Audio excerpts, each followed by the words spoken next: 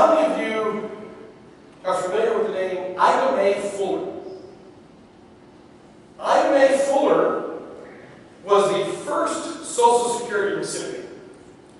Ida Mae retired in 1939 at the age of 65 after paying into Social Security for 3 years. It was a new program in the 30s. And so in 1940, she received the very first Social Security check for $22.54. Ida Mae, over her 3 years, had paid in a total of $24.50.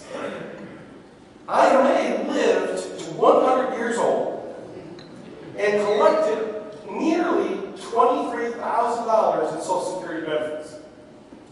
Now, granted, there's time value of money, etc., but if you invest $20-something and you get $23,000, that's a pretty good return. My point is that Ida Mae got a real good deal because she was at the front end of this. That means those of us that are at the back end of the deal aren't going to get a good deal. Ida Mae is long gone. So now the question is, what do we do? Again, from an economic perspective, this is very simple. From a political perspective, it's not so easy. But again, I don't have to answer to the voters. I don't have to tell them what they want to hear. But the biggest component of our budget is Social Security. And so and all of these, this adds up, these are the 6 largest components. They add up to 81% of the budget. Everything else, if you look at any individual category, is less than 3%. And most of it's way less than 0.5% of 1%. So if you're going to do anything in terms of the budget, these are the areas that you've got to do something on. Now, of those, the only one that I personally would consider to be mandatory is interest on the national debt. Anybody happen to see the news yesterday in terms of what S&P announced? Right? They're considering downgrading the U.S. debt to no longer basically risk-free. They're going to downgrade U.S. government's debt. Never been done in the history of the U.S. Government debt has always been considered risk-free. It's kind of the benchmark across the world. Now, anytime you hear something from S&P, you kind of take it with a grain of salt, because remember, they're the ones that were also rating all of these mortgage-backed securities as AAA. And the day that Enron declared bankruptcy, their bonds were still rated investment grade by S&P. They changed it the next day. It would be catastrophic if the U.S., economically catastrophic, if the U.S. were to default on its debt. Because we're looked at as a safe haven, and that would be completely gone if we were to default on our debt. And again, regardless of political affiliation, the thing that's most important is to make sure that that gets paid. So from my perspective, that's the only thing that's mandatory. Everything else, we can potentially work on. So the one I want to tackle for you right now is Social Security. Oh, I'm sorry, one thing I want to share with you real quick, I forgot I had this quote. The budget should be balanced, the treasury should be refilled, public debt should be reduced, the arrogance of officialdom should be tempered and controlled, and the assistance to foreign land should be curtailed. People must again learn to work instead of living on public assistance.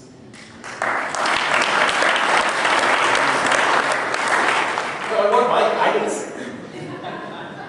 Actually,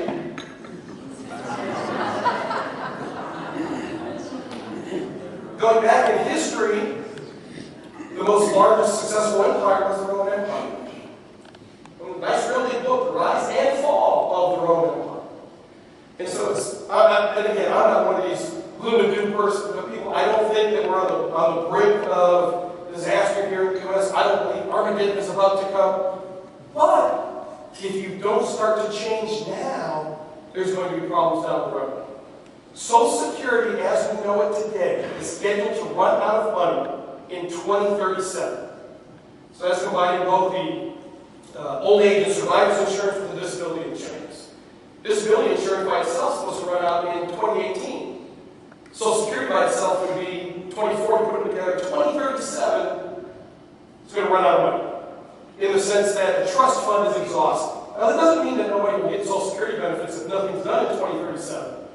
It just means that the money coming in for payroll will only cover about 75% of the current promised benefits.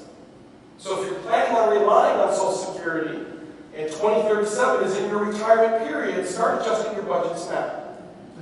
Because unless the government does something, they're going to run out of money. Now, how do we fix that problem? Two ways to do it. First way is increase revenue. Not saying these are popular, but I'm looking at it from an economic perspective, from a financial perspective. Increase the tax base. What do I mean by that? Currently, at least this year, last year, what was it? Up to $106,000 is subject to Social Security tax. Above that, there's no additional Social Security tax. Eliminate that limit, and you're going to be able to bring more revenue in. Now, again, I'm not looking at it from a political perspective. I'm not looking at it from a popularity perspective. There are only certain ways that you can bring in more revenue. That is one of them. Another alternative is to increase the tax rate. So leave the base where it is right now. It's actually taxable, and just increase the rate that we do now.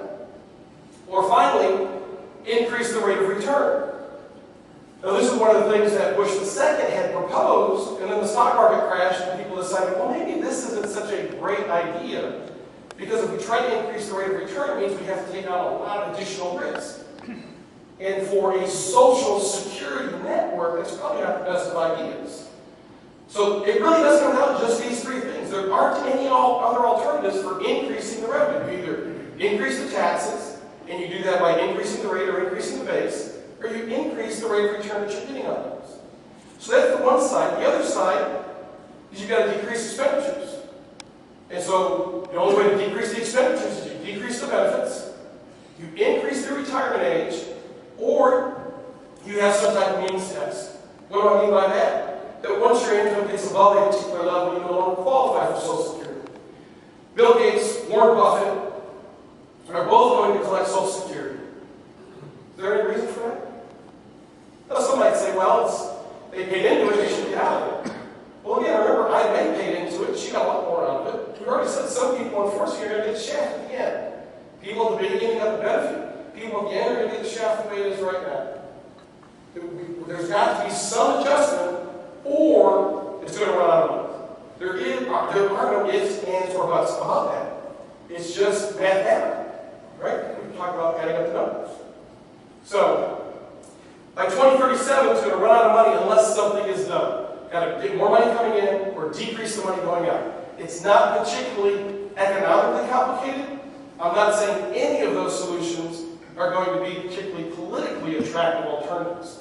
Again, I'm not running for office, and I don't have to worry about if folks are going to re-elect me or not. But this is what needs to be done for us to solve the problem.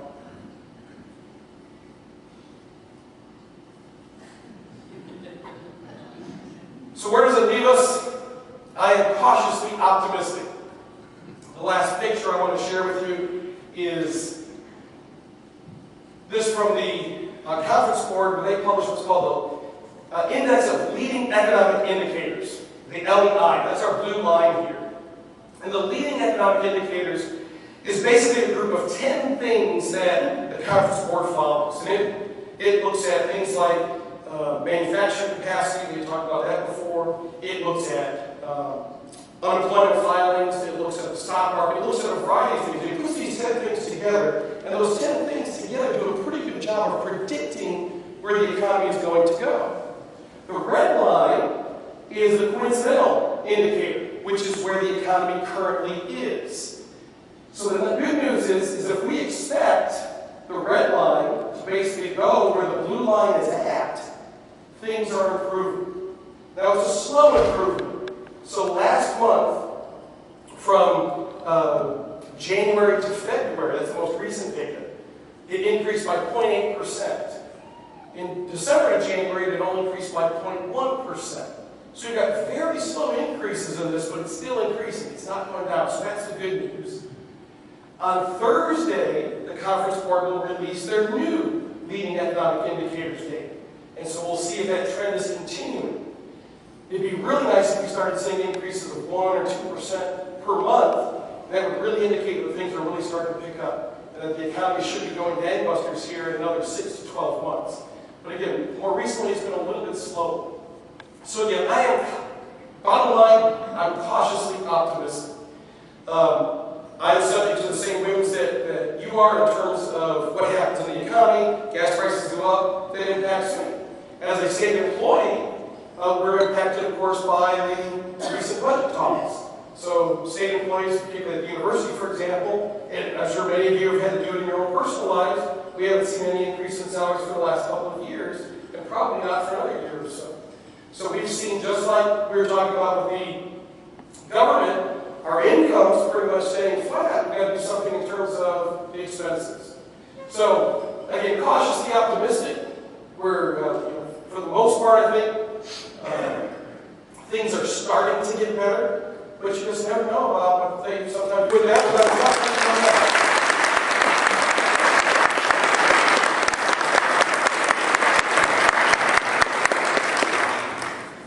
Thank you, Bill. That was really informative, really entertaining.